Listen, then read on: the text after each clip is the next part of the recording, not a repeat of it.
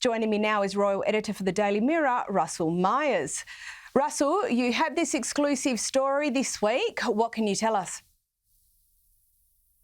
Well, indeed. Hi there, Caro. Well, you're talking about soft diplomacy. This is absolutely it in action. It'll be very, very important for the special relationship, of course, for Trump and for Starmer and for both countries, because, there is fractiousness within Europe and the US right about now. So, who better to get on a plane and to smooth things over than King Charles? And I revealed this week that these talks are taking place right now. We understand that Washington is imminently going to send an invitation over to Buckingham Palace. They're prepped and ready for it. And certainly it's great news because, of course, the King has had his health woes over the last year. We had a fantastic, very successful tour to Australia and Samoa. And the Palisades were saying after that the King is raring to go. He's ready to get back to a full schedule. Now, of course, these things take a long time in the planning. So we're looking probably about May next year, I think. And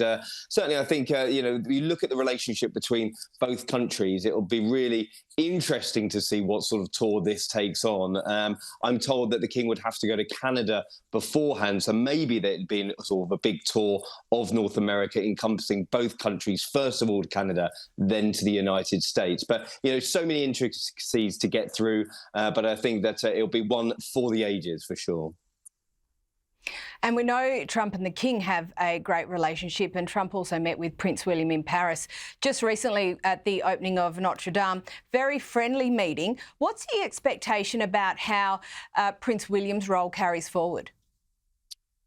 Well, it is a big role because, certainly both William and Kate, the Prince and Princess of Wales, do have a role to play. We saw William and Trump have that really cordial meeting in December after the Notre Dame Cathedral reopening. They met for 40 minutes at the British ambassador's residence in Paris. And I think that you're not just looking at a British state visit if that was to happen. Of course, there was one in 2019 where Trump spoke about his affection and his love for the royal family. That's something that he's spoken about on numerous occasions. But if the King wasn't able to go due to his health, then the Prince and Princess of Wales will be waiting in the wings. Certainly the states are very, very keen to get a senior royal over there. Of course, they want the King and the Queen. The kudos that comes with that cannot be underestimated. But if it was to be William and Kate, wouldn't it be a bonanza tour as well? So I think a lot of planning to go on both sides, but certainly the King is really up for it. He's certainly raring to go. He's got an Italian tour this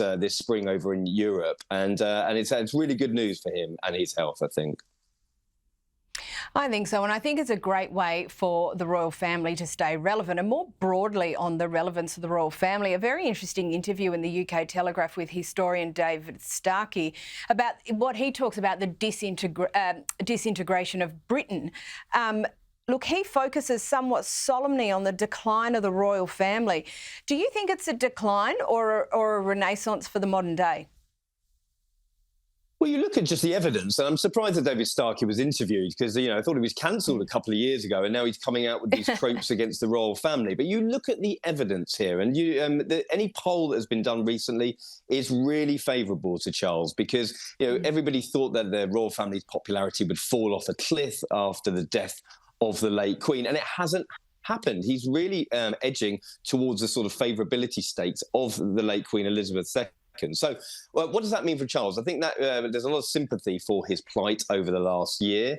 People are certainly behind him. I revealed during this week that just in the first 7 weeks of this year, the royal family have done more engagements than at any time in the same period since COVID. And that tells you that they're raring to go. They're firing on all cylinders, even though there's not very many of them. And we've still got the Princess of Wales trying to get back to duties. It's sort of baby steps for her, and everybody realises why she's doing that. The King is straight out the blocks, and people are flocking to see them whenever you go around the country. So there's big things in the pipeline, and the royal families wouldn't be doing this if their sort of star was waning. So I'm not too sure whether David Starkey is sort of reading the mood here, because wherever I've been across the country, there's a big sense of goodwill for them. Which is fabulous to hear. No argument from me. And it's interesting you say about them attending more events than since COVID in this period of the year, because interestingly, the Prince and Princess of Wales won't be attending the BAFTAs this year. They have attended before. Do we know why they're not going? Well, it's simply explained. I think that, they don't go to every single one. Where Prince William is president of BAFTA, you'd possibly expect him to be there. However, it's double-edged this year because it's half-term. We know that the fact they like to take themselves away from duties to spend some time with their kids, that family unit is very, very important to them. Then, of course, you've got the Princess of Wales sort of just getting herself back to duties as it comes. But Prince William did attend a BAFTA event during the week. In his role as president of BAFTA, he went to sort of a youth school that is working on the next generation of filmmakers. And I think when he's bringing it back to sort of the community aspect of his work, that's really, really important. Of course, we love to see them, in the glitz and the glamour with all the superstars at these kind of awards. But this year, we're coming at the back of the Princess of Wales, just recuperating from her 7 months of chemotherapy. She's just trying to get back to duty. So they probably thought that this was a good opportunity to have a lay year, and no doubt they'll hopefully be back in force for the next event next year. She's had some fabulous BAFTA frocks, and I think that's what we're all looking forward to be perfectly honest. Now, speaking about Catherine still, and we learned this week that she's been given quite a prestigious role in relation to royal warrants, not readily granted. What is it? Well, royal warrants are really interesting. And the fact is, you'd think that it was sort of some sort of grey-suited committee that give out these warrants. And it isn't, actually. It's senior members of the royal family. So now we've got the King, the Queen, the Prince of Wales are able to give royal warrants, and now the Princess of Wales. And you give them to sort of companies that have given service for at least 3 years to the royal family. So that could be, a biscuit maker or a soup maker.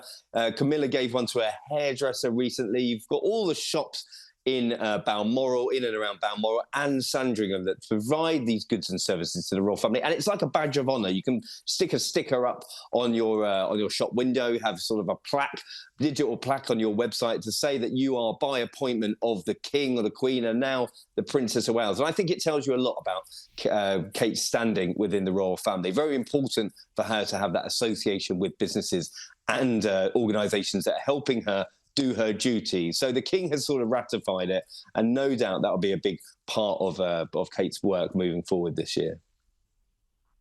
I think I agree with you, and I think it really goes to her judgment and how much the King respects her judgment, because there is not something that you would hand out without real care and real thought. Russell Myers, thank you for joining us.